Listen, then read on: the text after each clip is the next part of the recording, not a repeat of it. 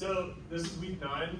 Last week we started to talk about what computers are good at doing and what they're bad at doing, namely what they can never do in a billion years. And our goal is to prove that there are things that computers can't solve.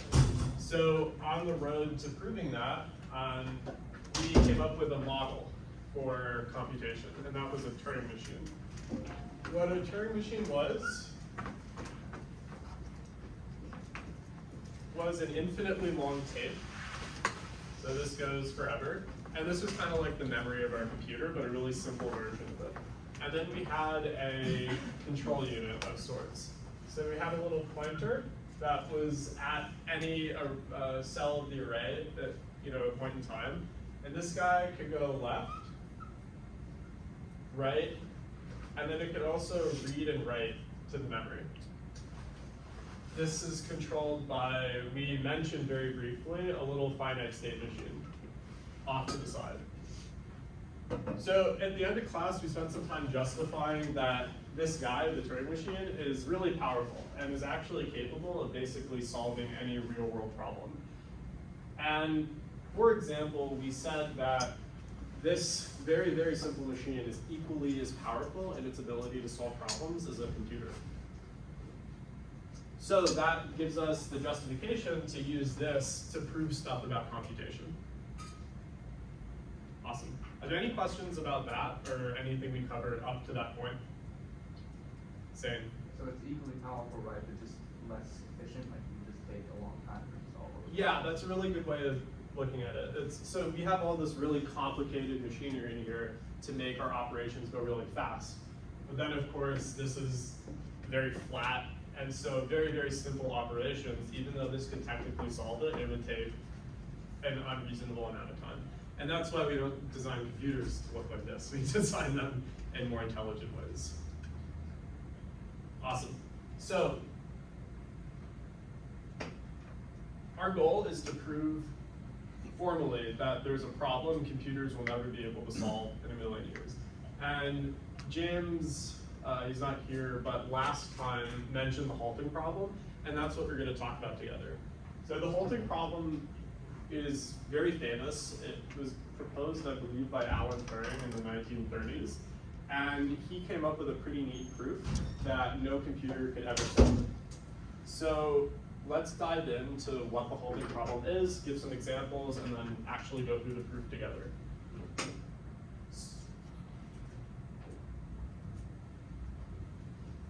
So, writing something up here. Suppose we have a computer program P. So P is source code. If you've ever written a C++ program or a C program or a Python program, just imagine the code for that program. What the halting problem says is if I run P, actually, before describing the problem, suppose I run P. So I just click play on my program. There are two possibilities for it. Either it halts, or it runs forever. So what does it mean to halt? It means that the program eventually stops. And to run forever, it means it loops forever and ever and ever. What are some examples of that? I could actually ask, does anyone have just an example program that would halt? Something they can think of off the top of their head? We'll define a program P. It will do some stuff here, and then stop. Nicola? Print hello world. Yeah, that's a really good one. So if you've ever written a program ever, the very first thing you often do is write what's called a hello world program. It's a very, very basic way to just get up and running with your development environment. And that's a really, really great example of a program that halts. This, of course, is not a language. This is going to be pseudocode. What this program does is it starts, it prints hello world, and then it stops. So this would fall into case 1. How about case 2? Does anyone have an idea for a program that would run forever? We'll call this guy Q. Zane? Shot in the dark here, but like print and then just all bits of pi. Yeah, that's awesome. So what I'll do is I'll say, while like pi is not done, print digit of pi. Yeah, you could start this problem and it would never end as long as pi is an infinitely long string of decimal numbers. So this is a really good example of a program that would run forever. So what the halting problem says is, given any arbitrary program P, I'll write it down here.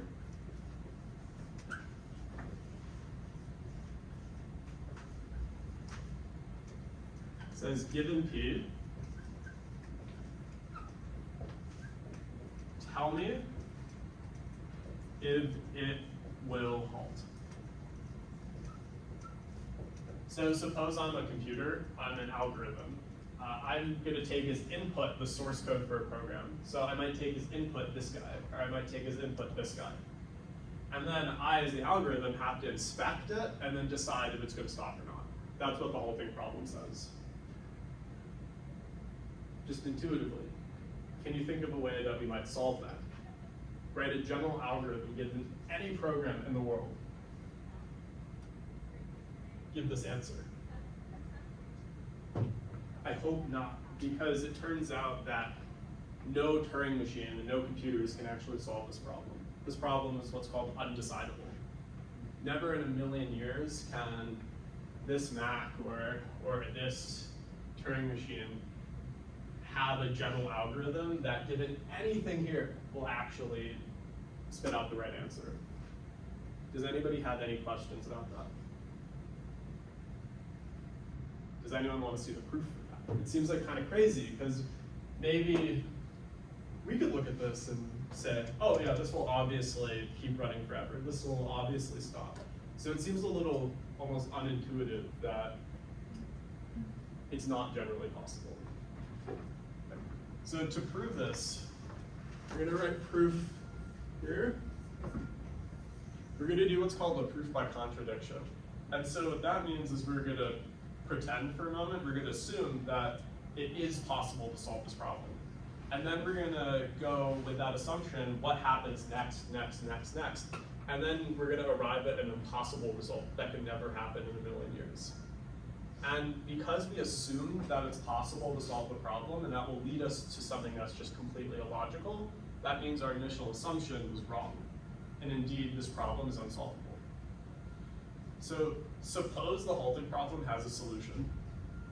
It might look something like this.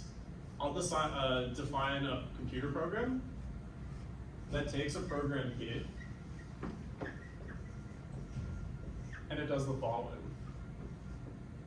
It says, if P stops, so if P halts, I'm just going to print out, this program stops.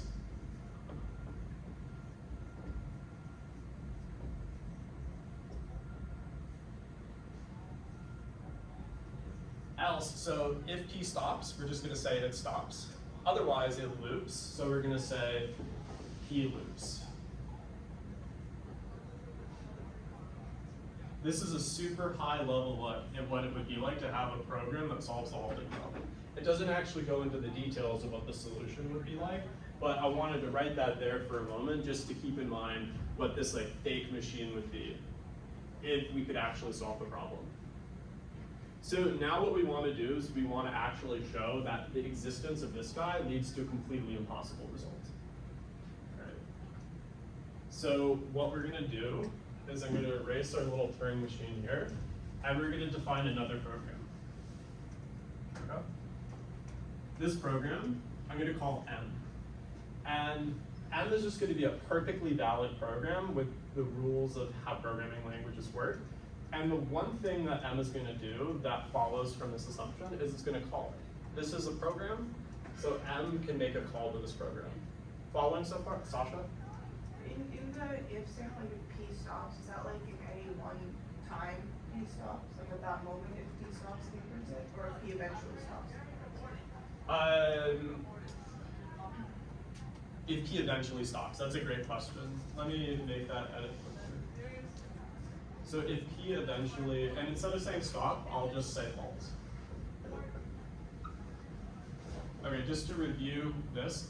So this is a computer program, halt. It takes the source code for another program P as input. It does some logic and then says, hey, if my source code eventually will stop sometime down the road, so for example, this guy stops immediately. This guy never stops. If it eventually stops, I'm gonna tell you, it eventually stops. Otherwise, it's gonna say, this thing goes forever. Are there any questions? Awesome. So we have this computer program M that we're gonna write together. M also takes a program P.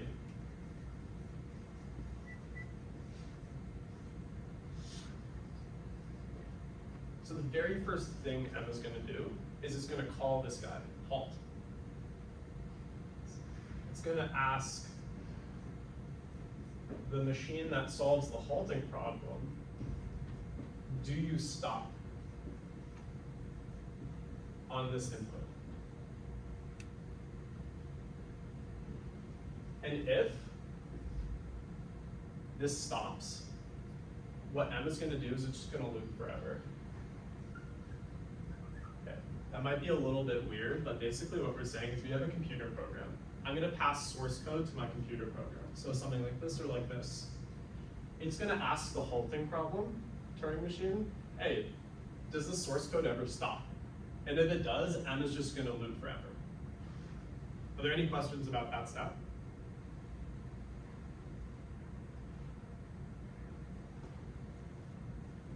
There's one other case. So it asks the halting problem machine, hey, do you stop? Else, what's the other case? Yeah, exactly. So either P stops or it loops forever. And so if it doesn't stop, then it's looping forever. And in that case, what M is gonna do, our new machine, is it's gonna stop. So in a sense, M is very meta. What it's doing is it's asking about another program, and then based on what the other program does, decides what it's gonna do. Let's just sit with that for a second.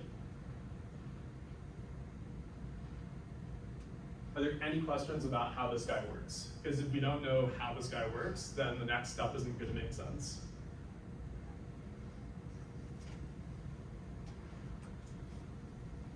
Can I get some nodding if we are following? Okay, awesome. So, Nicola?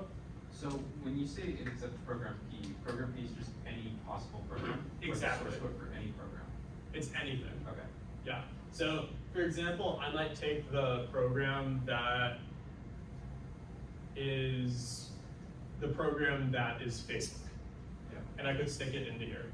Sure. And it would run, and I'd ask the halting problem, just Facebook, for whatever that means, ever stop. Yeah. And the answer is probably, because there's probably a bug somewhere that might get triggered that would cause it to fail eventually, and in that case, M will loop. Okay. But if Facebook is a really, really excellently written program, then what's gonna happen is it's gonna go forever and ever and ever, and M is just gonna stop. And this will be instantaneous. We're assuming that halt is like an oracle that just has the answer for us. And that's a very, very high level look at what halt would be doing. Okay. So my argument to you is that this guy that we just wrote together seems super valid, right? But in reality is completely impossible, can never exist in a million years, and breaks down logically. This is an impossible program. And we can show that. So what I'm gonna do now is I'm gonna erase this, and we're gonna write a couple things on the board. This is a question for everybody. No, let me give the first step. Would we agree that M is just a computer program? It's source code. We wrote the source code here. Sure. Yeah. So what we could do is we could just pass the source code for M into itself. M takes a program P. This is a program. Let's just pass it in. So what I'm gonna do is I'm gonna call M and pass it the source code for M. And that's perfectly valid.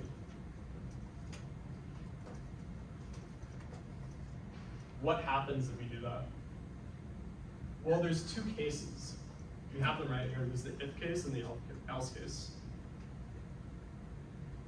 Essentially what we're gonna do is we're gonna go here and we're gonna pass the source code for M to halt. And halt is gonna tell us if M ever stops or not.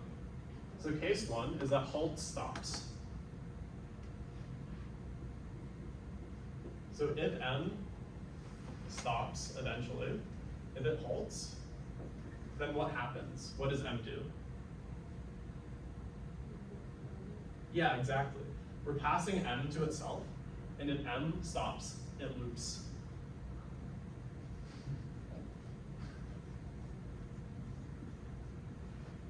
But there's another case. If M never halts, then it loops. So if M loops, what happens in that case? Yeah, it stops.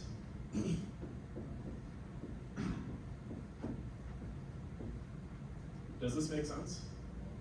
Yeah, that's the right answer. It doesn't. Zayn? Wait.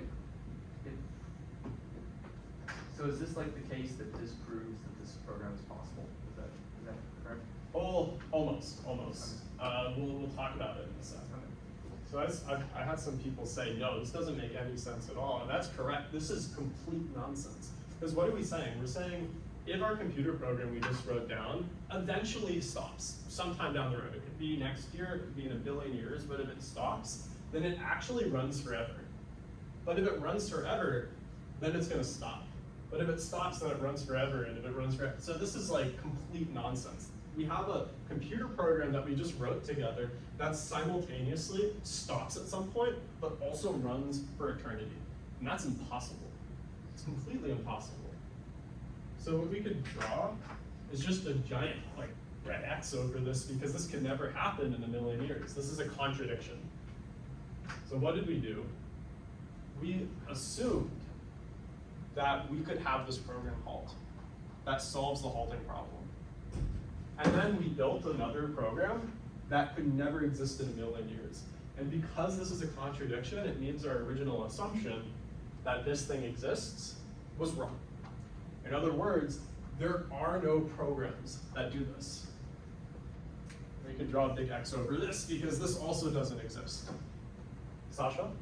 Because you made that assumption, but you also made the assumption that M takes in any program key. So why did you just contradict that assumption and not go back to that one? You know? Yeah, so this is a valid step in writing a program.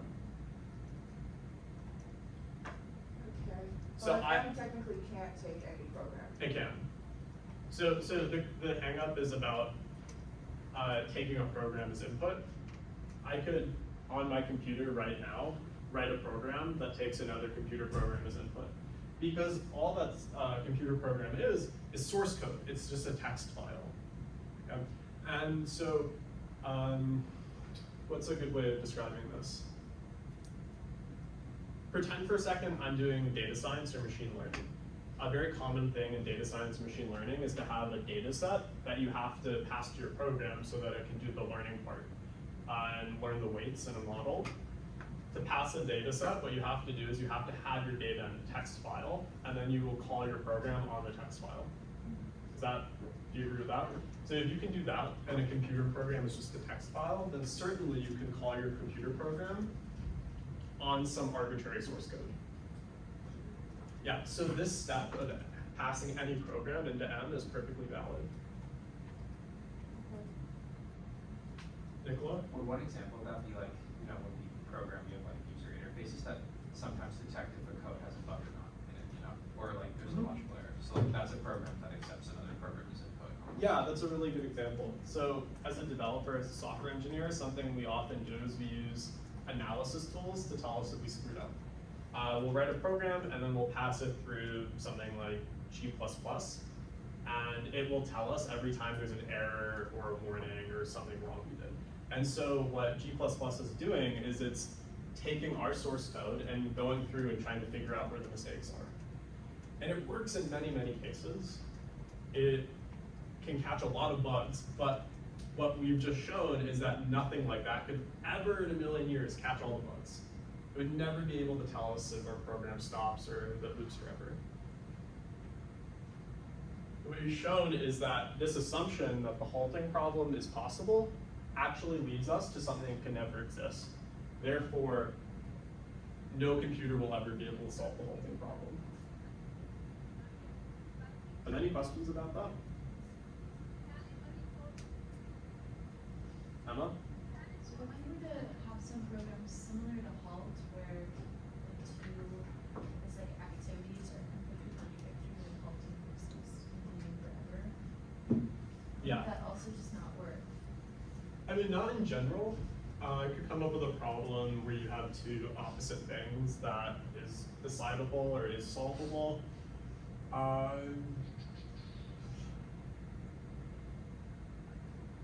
Maybe that'd be an open question. Can anyone come up with a problem that has two possibilities that are completely counteracting one another that is solvable?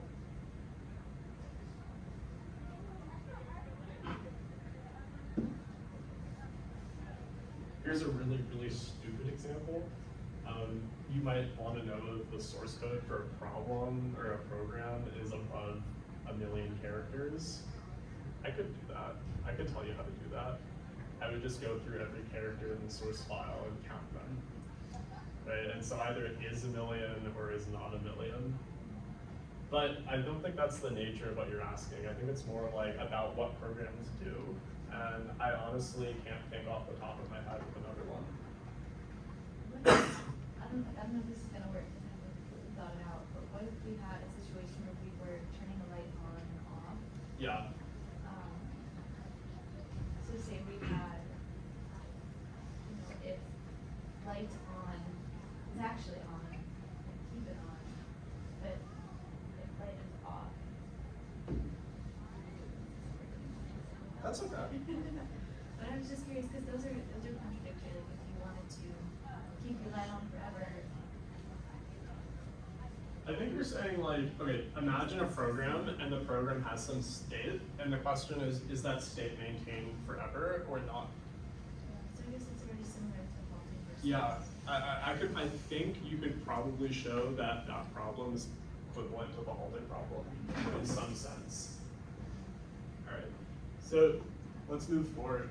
We just showed that one problem can never be solved by computers in 1 million years. So indeed, there are limits to computing. It turns out that there's an infinite number of these problems. And it's not the small infinity, it's not the natural numbers infinity, I think it's the real numbers infinity. There's a tremendous number of problems that will never be able to be solved. So are we screwed?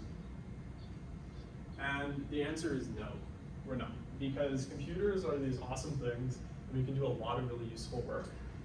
And these problems that are undecidable, in many ways and in many cases, are very, very academic and don't actually come up in the real world.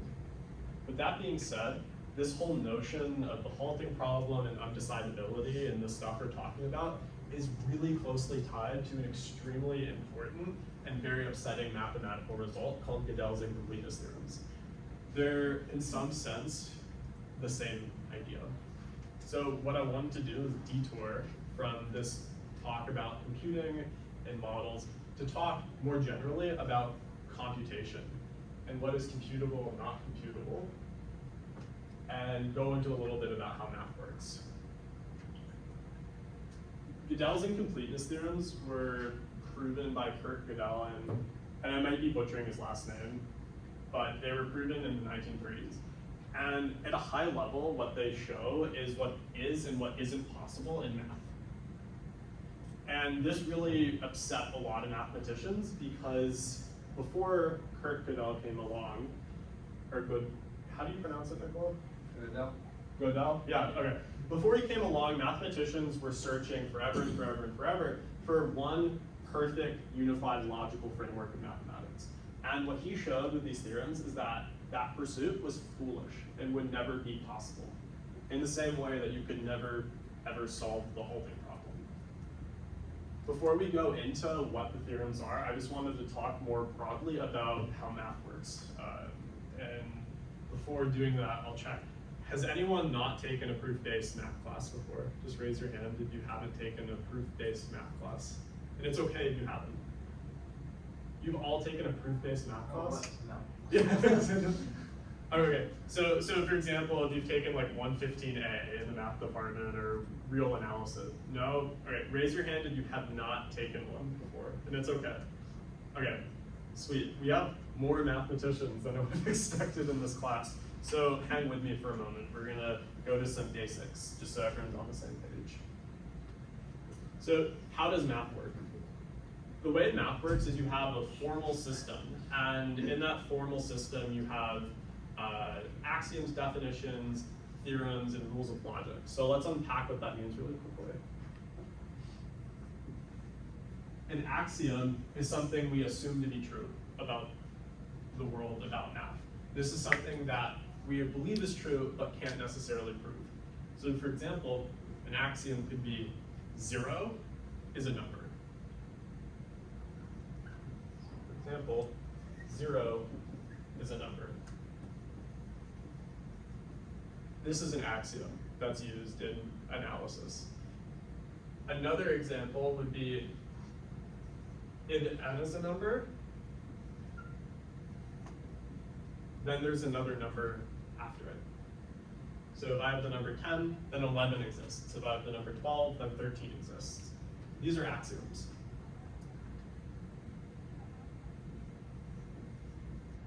Then in math, we have these things called definitions.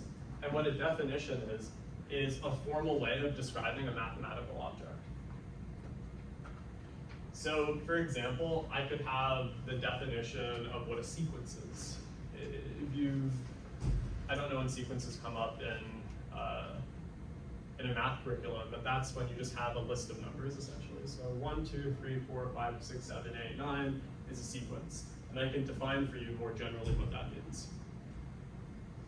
Next, we have theorems.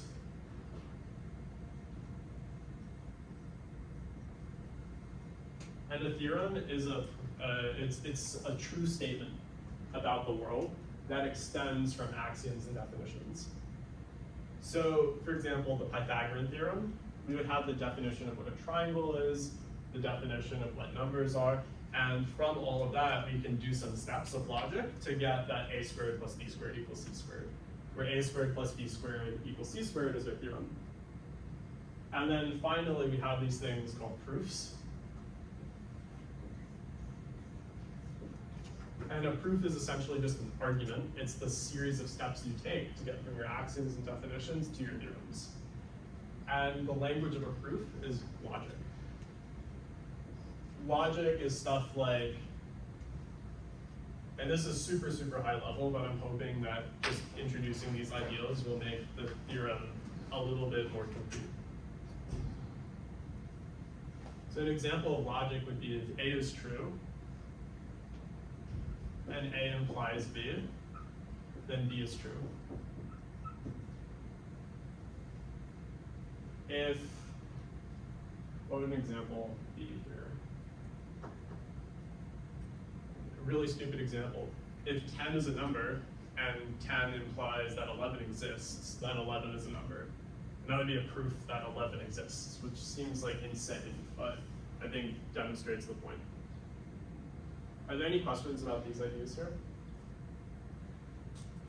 And I'm mostly asking that to my non-math majors in the house. Does this make sense? Okay, sweet. So let's do a really quick example. And I hope this will make things a little bit more concrete. I wanted to show the first thing that I ever saw as a proof, because I thought it was pretty fun and not too challenging. So suppose I give you some number, n, and I ask you, if n is odd, what is n squared? So if n is odd, then n squared is, okay. If I give you some number n and I tell you that it's an odd number, then can you tell me something about n squared? Like, is it always an even number? Is it always an odd number? It turns out it's always an odd number. So for example, the number 3 is odd. 3 squared is 9. 9 is odd. The number 9 is odd. 9 squared is 81. That is odd. I have the number 5. 5 is odd. 5 squared is 25. That's odd. And this is true in general. So what would a proof for this look like? Well, to start, we know what numbers are, but we have this term here, odd. We should know what the definition of that is.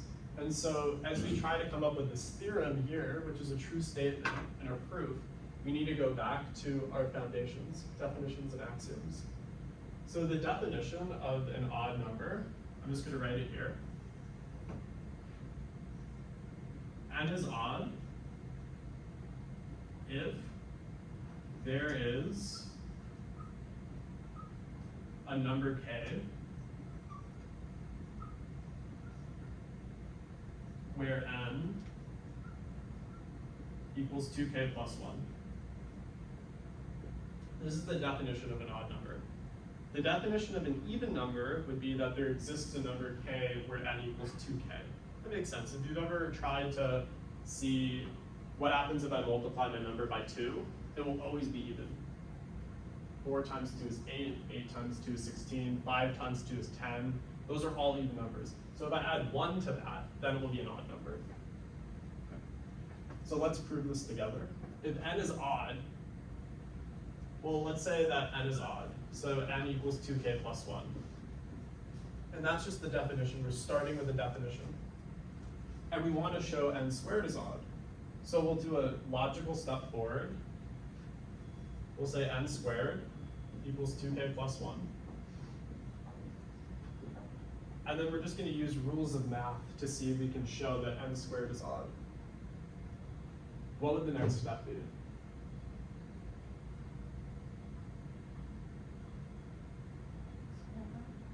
Yeah, so Sasha says expand that. Basically, that's all we can do. You have this thing here, we want to try and show that n squared is odd, so let's expand it. From an algebra class we might have taken in high school, this is just foiling. And so what we have is 2k times 2k, it's 4k squared. 2k times 1 plus 2k times 1, that's 4k. And then 1 times 1 is 1. And what's really cool here is we have this plus 1. Right? So what this actually equals is 4k squared plus 4k plus 1. What we can do is we can group this here and take out a 2. So I'm going to draw it over here. What that equals is 2 times 2k squared plus 2k. And then we have this plus 1. And we're basically done here. And the reason is because this thing here, 2k squared plus 2k, is just a number.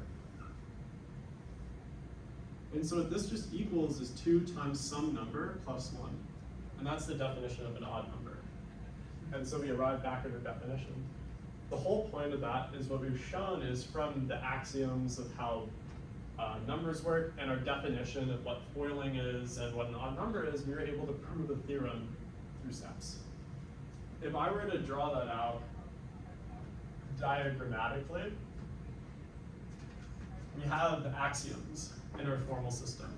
And these axioms I'm representing with dots.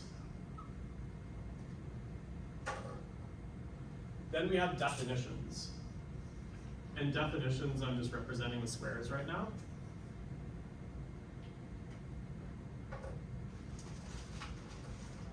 And then we have theorems. And theorems I'm going to draw with these green triangles. What we're doing when we do math is we're essentially going from the definitions, which are the squares, and the axioms, which are these circles, and we're taking steps to different true statements in our world of math until we arrive at a theorem. And then now that we know that this is true, this could take us forward to our next theorem, and on and on and on and on. So this is essentially how math works. We have our foundations, which are these guys. And from our foundations and just logical steps, we get here to our theorems. Now, what would be really, really cool is we have all this like sprawling mess of definitions and axioms and theorems. What would be really, really awesome is for every theorem that we have, for every true state, well, actually I shouldn't say that. A theorem is a true statement. So what we might have are statements in the world. I'm just going to represent those as circles. And these statements are true, but we haven't proven them yet. What we want to be able to do when we do math is we want to be able to reach every single one of these statements that we know are true. We want to be able to come up with a proof for them. Then they'll become a theorem. So the first thing that we want in math is for it to be complete. Completeness being, if there's a true statement, we want to be able to reach it and come up with a proof for it. Now, the second thing that we want is this thing called consistency. What is consistency? Consistency is this idea that every statement in the world is either true or false, but not both. So the Pythagorean theorem is a true statement. If math weren't consistent, it might be the case that the Pythagorean theorem was simultaneously true and false. But that's complete nonsense.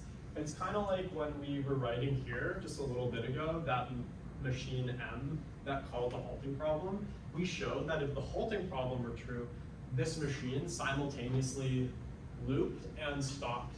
So the machine wasn't consistent. It was in some sense both true and false at the same time, which is complete nonsense. So what do we want for math? We want it to be complete and we want it to be consistent. Are there any questions about that?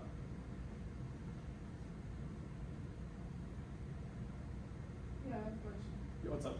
So you're saying here that like if it's complete, then it wouldn't imply that it's consistent?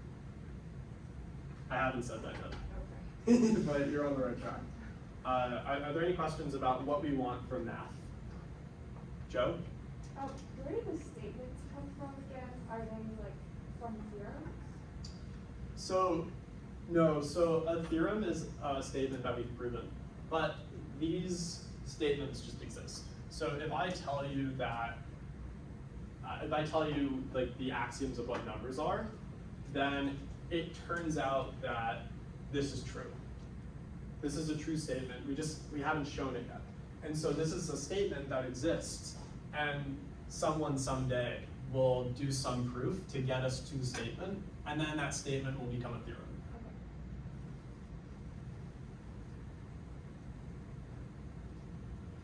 And this would be really awesome if we could have both of these, because what we're saying is that the entire world of math, as long as we work hard enough, we'll eventually be able to figure out everything.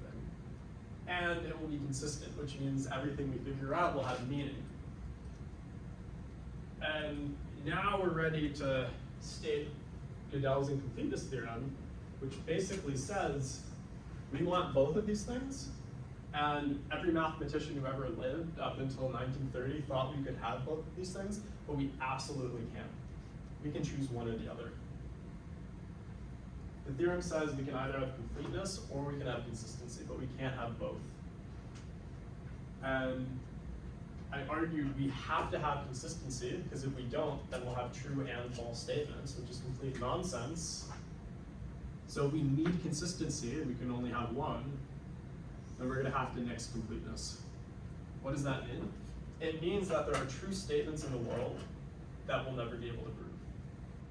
There are true statements that we will never be able to prove, given our system that we came up with of axioms and definitions.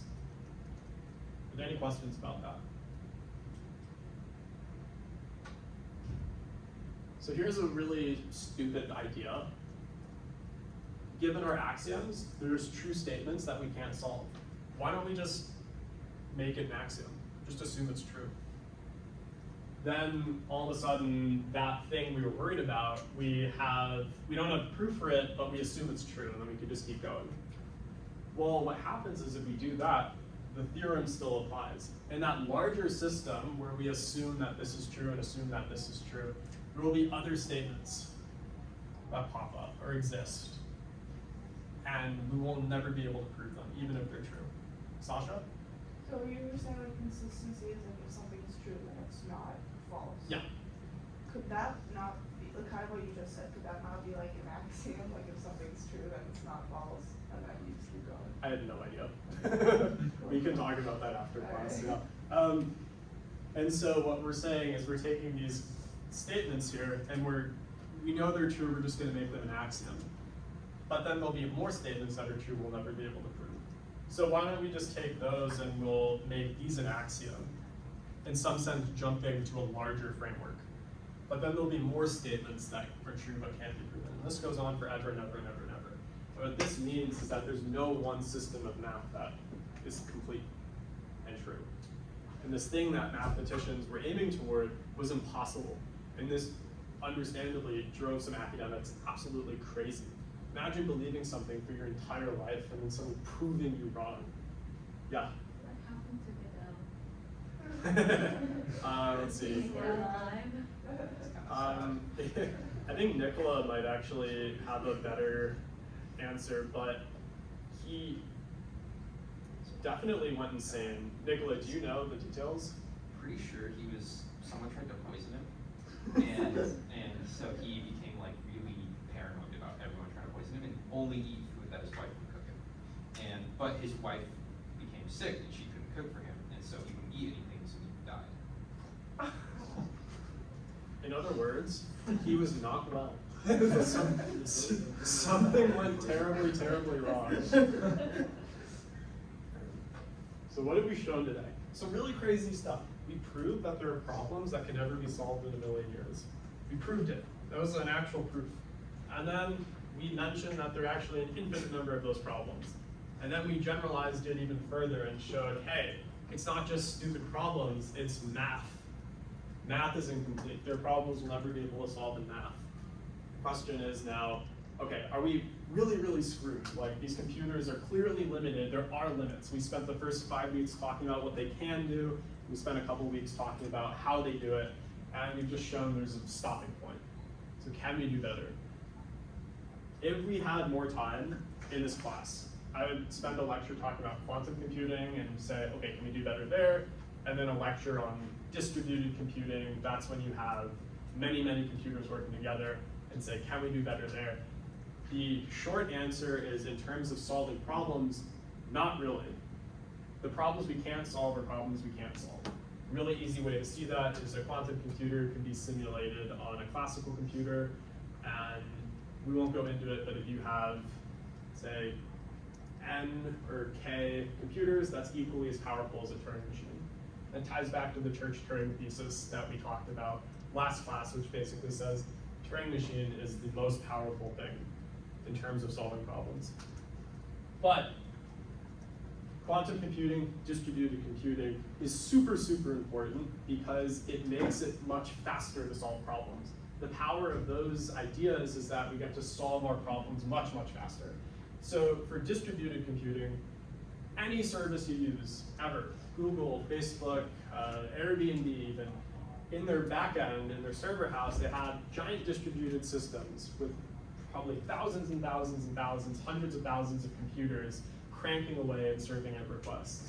And it's only because of that that we have our really fast services. If you would imagine Google had one computer that served billions of people, that would be crazy, it'd be insane.